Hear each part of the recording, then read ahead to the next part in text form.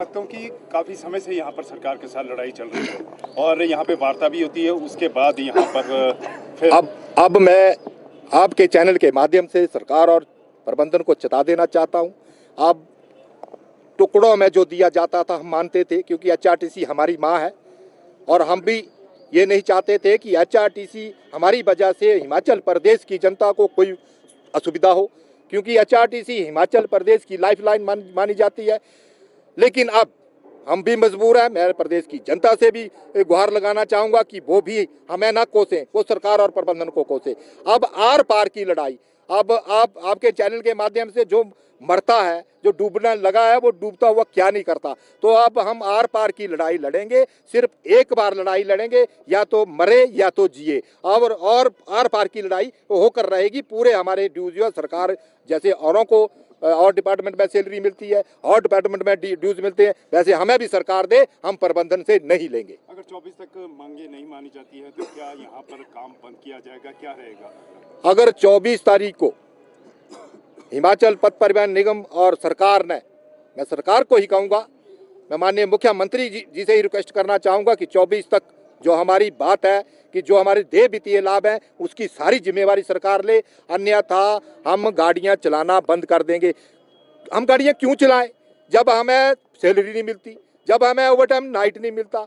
तरह तरह के राइडर जो है वो हमारे ऊपर थोपे जाते हैं। पहले मैं आपके चैनल के माध्यम से बताना चाहूँगा, पहले 8 किलोमीटर के दायरे के अंदर नाइट मिलती थी, अब इन्होंने 30 किलोमीटर के दायरे में नाइट कर दी। एचआरटीसी की कार्यशैली और डिपार्टमेंटों से बहुत भिन्न है, क्योंकि हम दिन में भी काम करते हैं और रात में भी काम करते हैं। मेरा ड्राइवर और कंडक्टर रात को 8 बजे जाता है और सवेरे 4 बजे रूट को भी लेकर आता है और इनकी गाड़ी की रखवाली करता है। मैं आपके चैनल के माध्यम से सरकार और प्रबंधन को चेता देना चाहता हूँ, जो ये राइडर हमारे पास हमारे ऊपर थोपे जा रहे हैं, इनको वापस लें, अन्यथा भारी परेशानियों का सामना जो है आपको झेलना पड़ेगा। हम मेरा एचआरटीसी का ड्राइवर कंडक्टर आप ही की गाड़ी की चौकीदारी नहीं करेगा, हम अपने घर को आएंगे। आप ही की गाड़ी की चौकीदार उधर चौकीदार रखे, फिर 130 रुपये में हम बिके हुए नहीं है। मान सिंह जी, अगर एचआरटीसी घाटे में, जैसा कि सरकार की तरफ से कहा भी जा रहा है कि एचआरटीसी घाटे में चल रही है, तो क्या वजह आप मानते हैं? क्योंकि एचआरटीसी में सवारियां तो काफ़ी होती है प्राइवेट बसों के मुकाबले, वजह क्या है इसके पीछे घाटे की? एचआरटीसी घाटे का कारण सरकार है।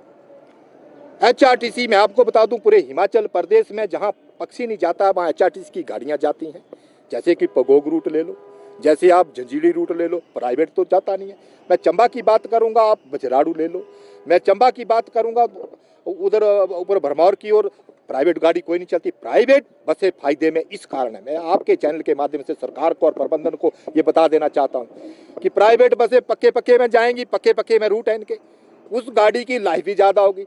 एचआरटीसी की बसें ऐसे जो खड्डे हैं, 4-4, 3-3 फुट के खड्डों में गुजर के जाती है, उसकी लाइफ क्या होगी, उसके टायर कितने चलेंगे। लेकिन जब हम, मेरा एचआरटीसी का कर्मचारी, खासकर मैं कंडक्टर की बात करूंगा, जब इनकम की बात आती है, हमारा कंडक्टर इतना परिपक्व है, पढ़ा लिखा है, वो आके बेबिल निकाल के आरएम को भी बताता है कि मैं इस रूट की मेरी इनकम इतनी है, एक बिल्कुल कम है ना भेजे। तो हमें ये बोला जाता है कि आपको सैलरी मिलती है, आप गाड़ियाँ चलाएं। तो सारा घाटे का कारण प्रबंधन और सरकार है।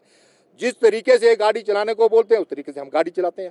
जहां ये बोलते हैं जिस टाइम पे चलने को बोलते हैं हम गाड़ी चलाते हैं। तो एचआरटीसी में ड्राइवर कंडक्टर की वजह से घाटा नहीं है, घाटा सरकार और प्रबंधन की वजह से। ये जाने इसको कैसे पूरा करना है, कैसे नहीं पूरा करना है। हमारे को तो हमारा मेहनत करना चाहिए, हम भीख नहीं मांगते इनसे। अगर ये सोचें कि हम भीख मांग रहे, हम भीख नहीं मांग रहे, हम अपनी सैलरी मांग रहे, हम अपने ओवर टाइम नाइट जो हमारा कमाया हुआ पैसा, मैं आपको बता दूं 100 करोड़ रुपया थोड़ा नहीं होता है। ये एचआरटीसी तो कर्मचारियों के सिर पे चली हुई है। तो ये घाटे का कारण सरकार और प्रबंधन है, ना कि कर्मचारी।